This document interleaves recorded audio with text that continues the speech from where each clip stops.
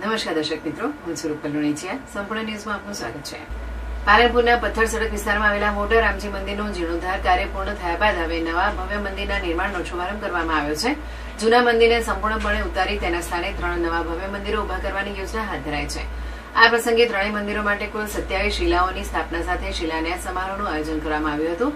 ભક્તોએ લાખો રૂપિયાનું દાન આપી આ પવિત્ર કાર્યમાં ઉત્સાહપૂર્વક ભાગ લીધો હતો.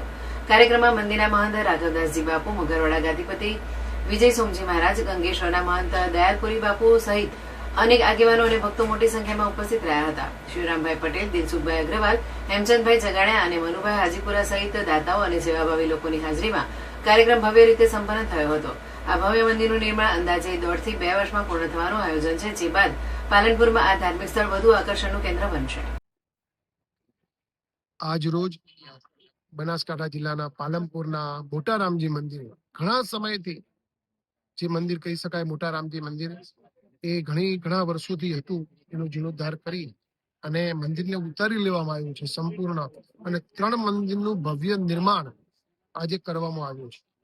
એટલે શિલા સ્થાપના એટલે શાસ્ત્ર કહે છે એક મંદિરની 9 એવી 27 શિલાઓની આજે પાલનપુરના શ્રેષ્ઠીશ્રીઓ, જેને કહેવાય છે ઉદ્યોગપતિઓ, સારા યજમાનોના સહકારથી પરમ પૂજ્ય રાઘવદાસ બાપુની એક સંકલ્પને સાર્થક કરવા માટે સૌ પાલનપુર નગરજનોએ આ સંકલ્પને ઉપાડી લીધો છે અને આજ ખૂબ ખુશીથી લાખો કરોડોનું દાન આપી અને આ મંદિરનું આજે શિલાન્યાસ સમારોહ થવા જઈ રહ્યો છે. પૂજા ચાલુ છે. સાથે ટૂંક સમયમાં 1.5 થી 2 વર્ષમાં ભવ્યાથી ભવ્ય કરોડોના ખર્ચે મંદિરનું નિર્માણ થશે.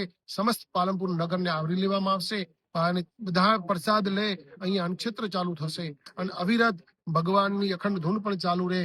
એ દિશા તરફ સૌ આગળ વધી રહ્યા છે.